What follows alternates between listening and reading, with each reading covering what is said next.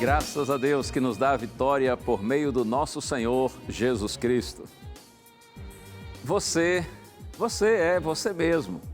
Você costuma frequentar alguma comunidade religiosa? Você é membro de alguma igreja? E, aliás, sabe o que é uma igreja?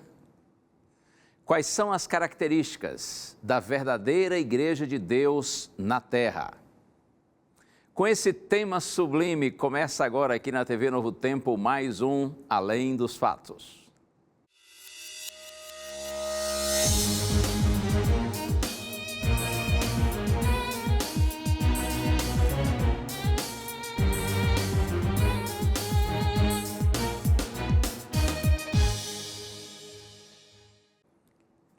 Muito bem, eu quero abraçar você, começando com a Iglia Sattler, de Uberlândia, em Minas Gerais.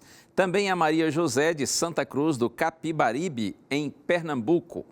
A Lucimara Stasiuk, de Campo Mourão, no Paraná. Nemias Gomes, de Jacutinga, em Minas Gerais. E a Ana Maria Carvalho, de Rio das Ostras, no Rio de Janeiro. Mas é claro que esse abraço é para você também, onde quer que você esteja nessa hora, seja aqui no Brasil ou seja em qualquer outro país do mundo, acompanhando a programação da Rede Novo Tempo.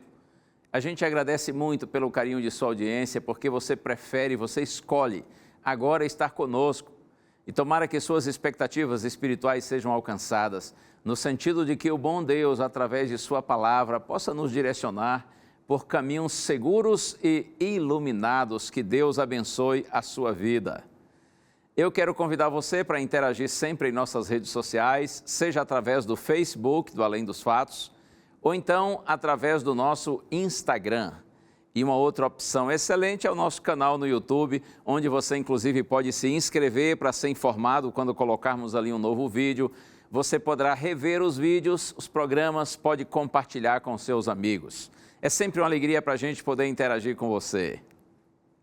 E o presente que não pode faltar, eu volto aqui com esta revista, a revista Verdades para o Tempo do Fim.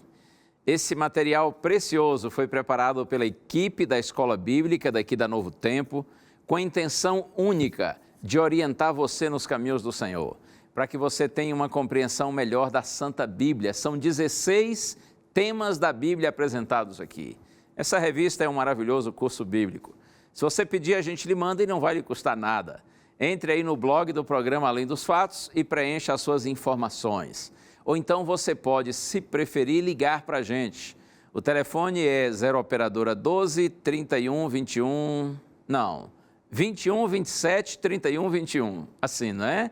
21 27 31 21. Você liga no horário comercial e a gente anota seus dados e lhe manda a revista. Eu tenho certeza que ao receber, estudar com oração, comparando o que a revista diz com o que a Bíblia ensina, Deus vai iluminar e vai abençoar muito os seus caminhos.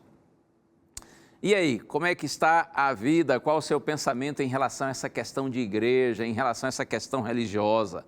Será que o brasileiro é um povo religioso? O cristianismo tem crescido em nosso país? Confira a matéria. Num país considerado laico, dados do IBGE afirmam que o brasileiro está cada dia mais à procura de uma ou mais religiões para se apegar. O censo realizado em 2010 e divulgado no ano passado diz que o número de cristãos aumentou frente à Igreja Católica, que até então era a religião predominante no país. Evangélicos são pouco mais de 22% da população religiosa brasileira atualmente. Se olharmos para o cenário da fé múltipla, podemos ver que um grande número de brasileiros tem mais de uma devoção. Uma pesquisa apresentada no 11º Congresso de Medicina e Espiritualidade avaliou o comportamento religioso e espiritual do brasileiro. Segundo o estudo, 44% das pessoas se consideram seguidoras de 2 ou mais religiões e 49% nasceram em uma religião diferente da que tem hoje. E o número de pessoas que se dizem espiritualistas é pela primeira vez significativo. Se no censo 2010 esse índice era de apenas 0,03% da população, na atual pesquisa chega a 4,4%.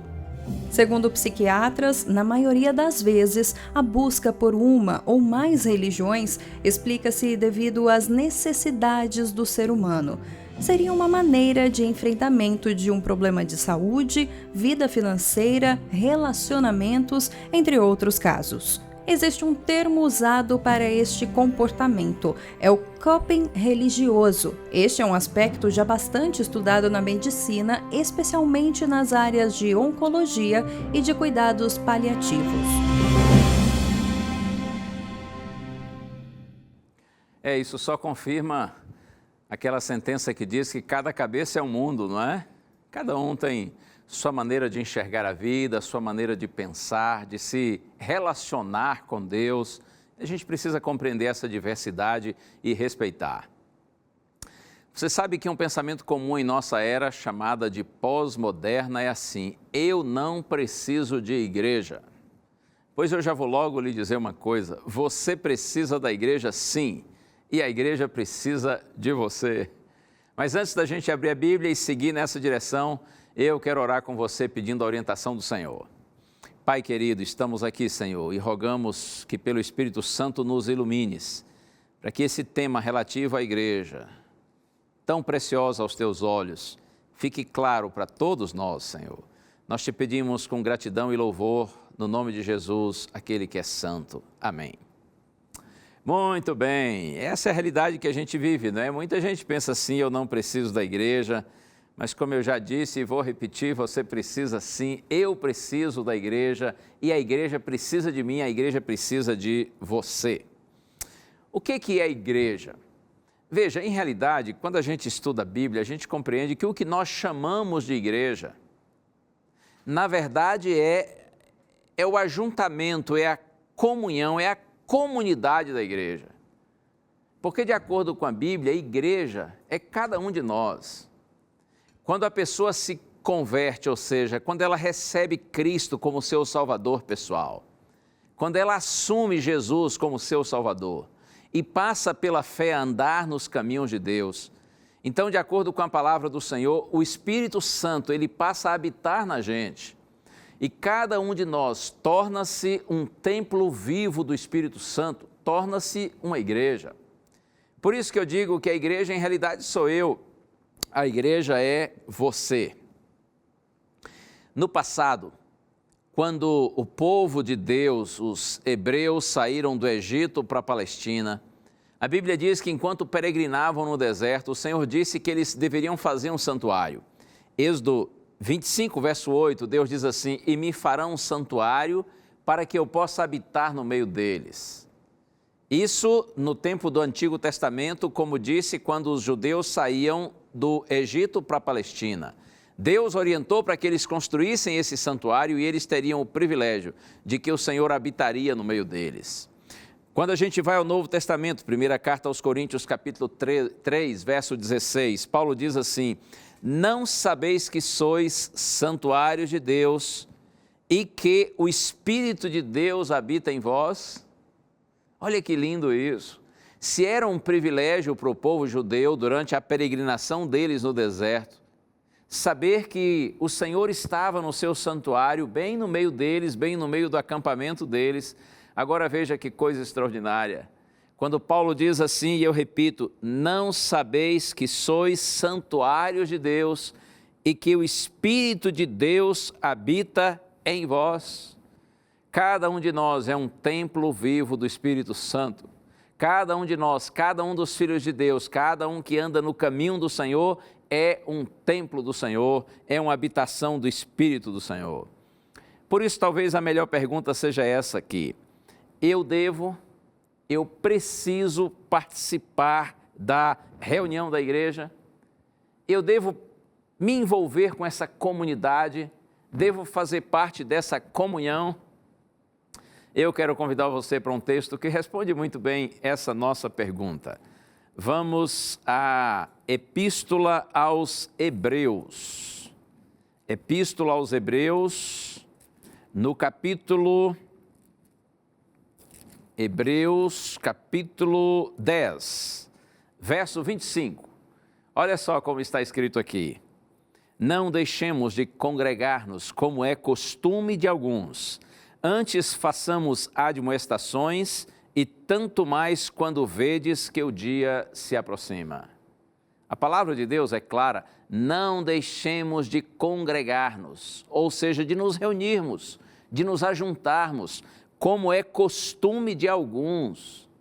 Veja que já naquele tempo, no primeiro século da era cristã, algumas pessoas já tinham esse pensamento de que elas não precisavam da igreja, elas não precisavam se reunir com a comunidade dos crentes, daqueles que seguiam a Jesus. Não deixemos de congregar-nos como é costume de alguns, antes façamos admoestações, ou seja, vamos nos encorajando uns aos outros, vamos nos motivando de forma mútua. E aí ele diz mais, tanto mais quanto vedes que o dia se aproxima. O dia aqui está com D maiúsculo, porque é uma referência ao grande dia de Deus, o dia maravilhoso quando Cristo virá em glória para buscar o seu povo, para buscar a sua igreja. Então a orientação é clara, quanto mais nós percebemos que o dia do retorno de Cristo se aproxima, do nosso encontro com o Salvador está chegando, então mais nós devemos nos reunir, nos congregar, para que nós nos ajudemos mutuamente, para que nós fortaleçamos uns aos outros. Eu posso até ler o verso 24. Olha só, está escrito, consideremo-nos também uns aos outros, para que nos estimulemos ao amor e às boas obras. Essa é a ideia. Nós nos reunimos para que nos estimulemos uns aos outros, para que nós permaneçamos firmes na prática do amor, vivendo o amor de Deus e vivendo também em obediência a toda a palavra do Senhor. Palavra de Deus poderia ser mais clara, mais direta para você e para mim. A igreja tem uma missão e a missão é anunciar o Evangelho. Nós existimos por causa da nossa missão. Enquanto a nossa missão não estiver cumprida, nosso Senhor não virá para buscar a sua igreja.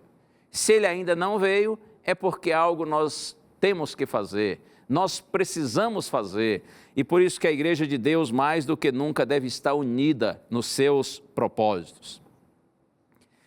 Ano passado eu tive a oportunidade de participar de um programa especial aqui da Novo Tempo, que costuma ser chamado de Todos na Mira.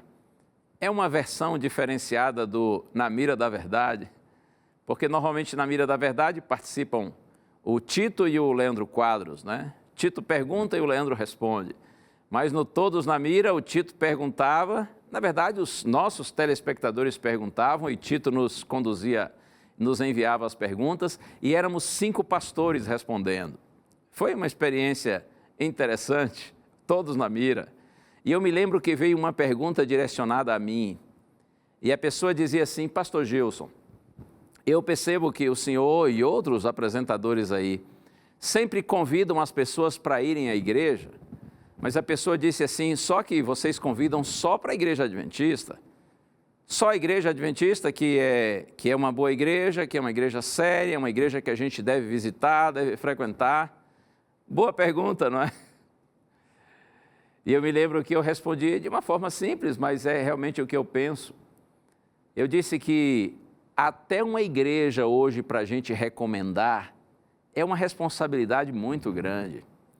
Porque, lamentavelmente, nós vivemos num tempo de confusão religiosa e muita gente tem se aproveitado da simplicidade e da ignorância das pessoas em relação à palavra do Senhor e tem enganado, tem explorado, tem agido de forma mercenária, indevida. Você sabe, recomendar, assim, uma pessoa ou uma instituição para alguém é uma responsabilidade grande. Se você, por exemplo, vai recomendar a um parente seu que está enfermo um médico, você vai escolher um médico que você conhece, no qual você confia. Se você vai recomendar um advogado para alguém que tem uma questão aí para ser resolvida, ou, de repente, há alguém que quer construir uma casa, você vai recomendar um engenheiro, um arquiteto, você precisa ter confiança no profissional. Igreja é a mesma coisa. Não devia ser, mas é a mesma coisa. Considerando o fato de que nós temos hoje muita enganação pelo mundo afora. Quando eu recomendo você a Igreja Adventista, é porque eu conheço bem essa igreja. Eu sei que os seus ensinos, suas doutrinas são bíblicas e essencialmente bíblicas. Eu conheço a administração da igreja e sei a seriedade com que essa igreja é gerenciada, é conduzida. Como os recursos que chegam à Igreja Adventista em forma de dízimos e ofertas são administrados de acordo com o propósito ou os propósitos para os quais eles são dados, são levados à igreja. Você compreende? Eu sei como você será tratado, como você será visto ao ir e frequentar a Igreja Adventista. Agora observe uma coisa, não significa com isso que eu esteja dizendo que a única igreja séria é a Igreja Adventista. Eu não tenho dúvida de que há muitas igrejas que são sérias, que estão preocupadas e comprometidas em anunciar o Evangelho, em cumprir a missão que nos foi confiada pelo Senhor Jesus Cristo. Mas, infelizmente, já disse e repito, há tantos enganos por aí, não é? Há tantas pessoas que estão ludibriando, que estão explorando a simplicidade dos outros com ganância, com interesses meramente financeiros. Nós não podemos esconder o sol com a peneira, essa é uma realidade dos nossos dias. Lá no programa Todos na Mira nós falamos algo e eu quero mencionar aqui, e aliás, já disse isso aqui também no Além dos Fatos. Veja, é importante você ter certeza de que a igreja onde você congrega é a igreja de Deus. Eu sou adventista do sétimo dia e tenho convicção no meu coração de que a igreja adventista do sétimo dia é a igreja de Deus. Até porque se eu não tivesse essa certeza, eu mudaria de igreja, eu procuraria outra igreja. Mas eu preciso saber de uma coisa. Ainda que eu entenda que a igreja adventista seja a igreja de Deus, a igreja de Deus é maior do que a igreja adventista. Você está compreendendo? Se você, por exemplo, é da Igreja Assembleia de Deus, que crê que essa é a Igreja de Deus, está ok. Mas você precisa saber que a Igreja de Deus é maior do que a sua igreja, do que a Assembleia de Deus. E assim em relação a todas as igrejas, Deus tem seus filhinhos preciosos, nas mais diferentes denominações religiosas. E há filhinhos de Deus espalhados pelo mundo que não estão ligados a nenhuma igreja. Eles não estão tendo o privilégio de conviver, de congregar com nenhuma comunidade de fé, mas também são filhinhos preciosos aos olhos do Senhor.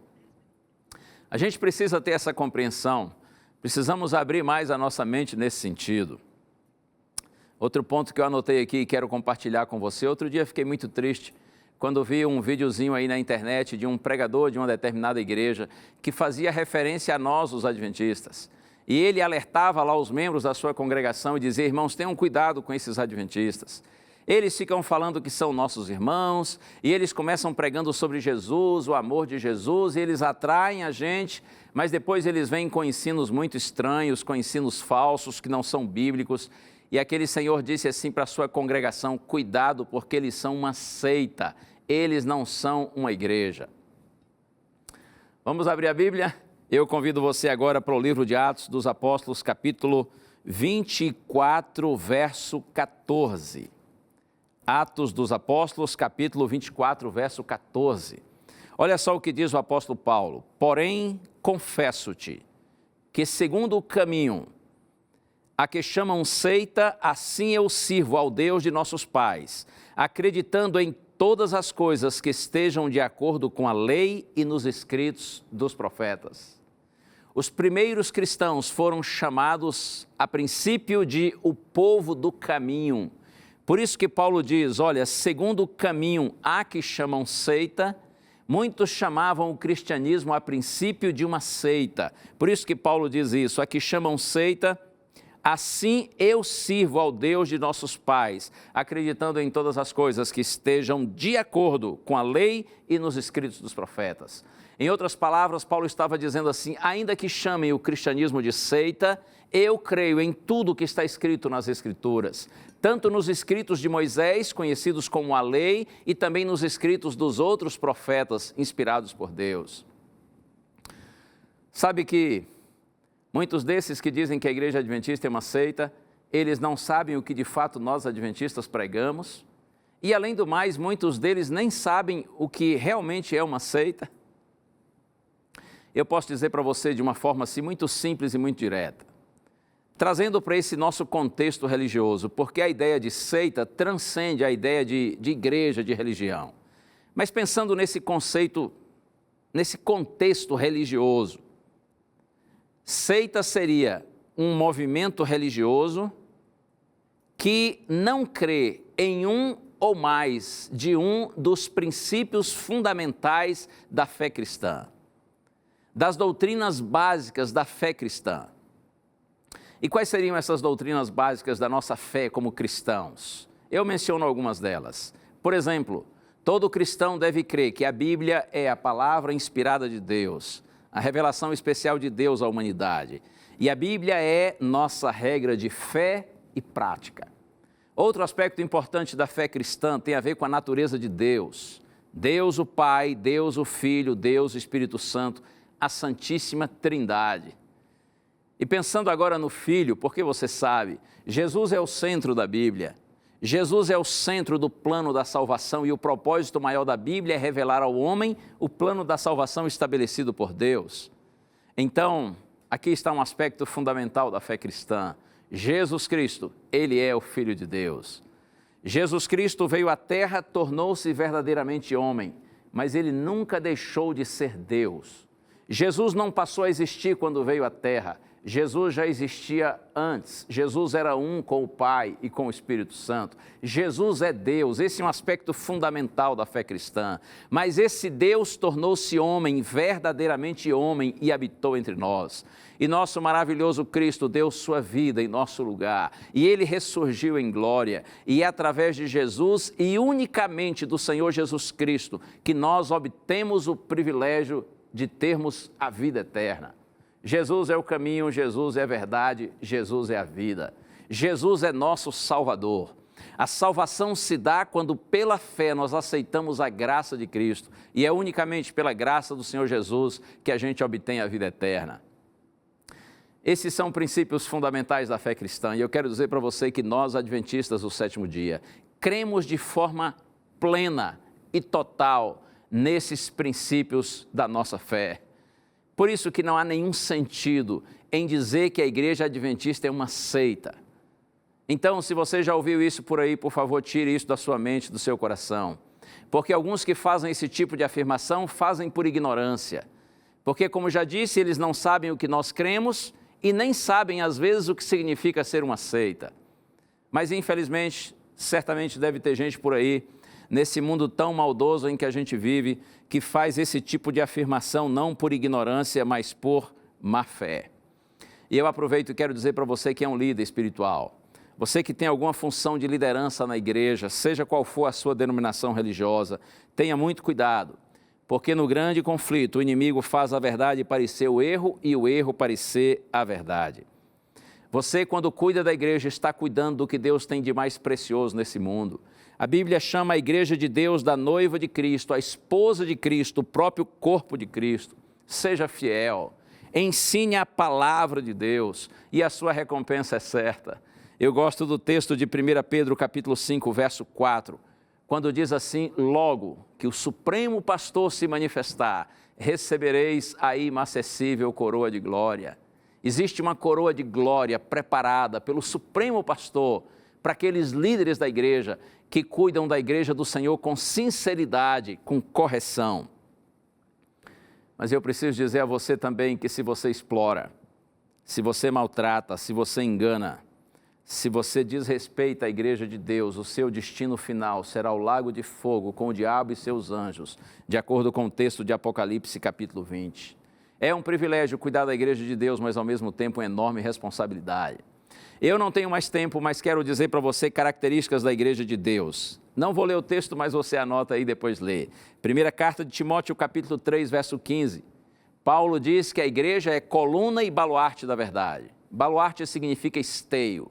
A igreja de Deus deve ser coluna, esteio, sustentação da verdade de Deus. Outra característica da igreja, João 13, 35, Jesus disse assim: nisto todos conhecerão que vocês são meus discípulos, se vocês se amarem uns aos outros. A igreja de Deus é uma comunidade de amor. E eu ainda cito para você uma terceira característica da igreja de Deus, Apocalipse 12, 17. Lá está escrito assim: irou-se o dragão contra a mulher e foi fazer guerra com os restantes da sua descendência, os que guardam os mandamentos de Deus e têm o testemunho de Jesus. O capítulo 12 de Apocalipse é um capítulo profético. Aliás, todo o livro do Apocalipse é essencialmente profético. O capítulo 12 apresenta o fato de que a igreja cristã seria perseguida ao longo dos séculos. E eu acho tão lindo quando nesse verso que li, que mencionei, está escrito assim que o dragão irou-se contra a mulher. O dragão é o diabo, a mulher é a igreja. Irou-se o dragão contra a mulher e foi pelejar com os restantes de sua descendência. Ou seja, com aqueles filhos de Deus que no tempo do fim permaneceriam fiéis ao Senhor. E eles são identificados como aqueles que guardam os mandamentos de Deus e têm o testemunho de Jesus. Ou seja, aqueles que são obedientes aos mandamentos de Deus e mantêm a palavra do Senhor, a confiança no Senhor Jesus Cristo. E para terminar, Efésios 5, 27. Aqui está o sonho de Deus para a sua igreja. Igreja gloriosa, sem mácula nem ruga, nem coisa semelhante, porém santa e sem defeito. É verdade que esse sonho de Deus para a sua igreja só vai se cumprir de forma plena no final. Só quando Cristo retornar e sua igreja for glorificada. Mas mesmo nessa realidade presente, o desejo do Senhor é que sua igreja seja gloriosa, sem defeito, sem mancha, uma igreja santa e irrepreensível. Uma igreja que viva para a glória do Senhor, seja luz no mundo, seja sal na terra. Que Deus lhe abençoe. Lembre-se disso, você é um templo vivo do Espírito Santo. Por isso, viva para a glória do Senhor. Seja verdadeiramente igreja e ajude a sua congregação a permanecer unida na palavra, na verdade. Ajude sua congregação a cumprir a missão de evangelizar, porque aquele que vem virá e logo nós estaremos juntos para sempre com o Senhor. Vamos orar. Ó Deus e Pai, eu te agradeço por esse privilégio, Senhor, de mais uma vez compartilhar a Tua palavra com a Tua igreja, com os Teus filhinhos que de norte a sul, leste a oeste desse país e mesmo no exterior, abrem o coração para Te receberem Tua palavra. Peço bênção, Senhor, sobre todos eles, que o Espírito Santo os reavive e os fortaleça, para que juntos nós permaneçamos leais a Ti e a Tua palavra. Em nome de Jesus. Amém. Que Deus lhe abençoe, mantenha sempre com você o que a palavra de Deus diz, que a fé é a certeza de coisas que se esperam e a convicção de fatos que não se veem. Um abraço, tchau.